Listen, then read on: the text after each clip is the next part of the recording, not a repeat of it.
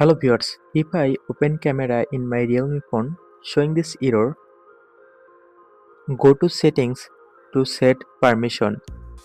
In this tutorial, I'll show you how to fix it. So let's start. For solving this problem, first of all just click on settings option.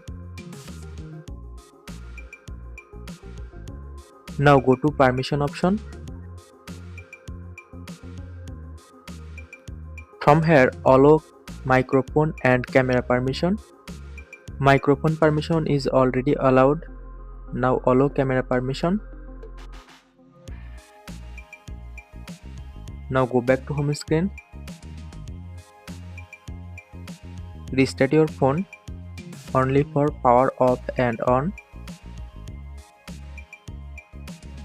Now try to open camera and see problem solved successfully. In this way you can easily solve this problem. So thanks for watching. Stay connected for more updates.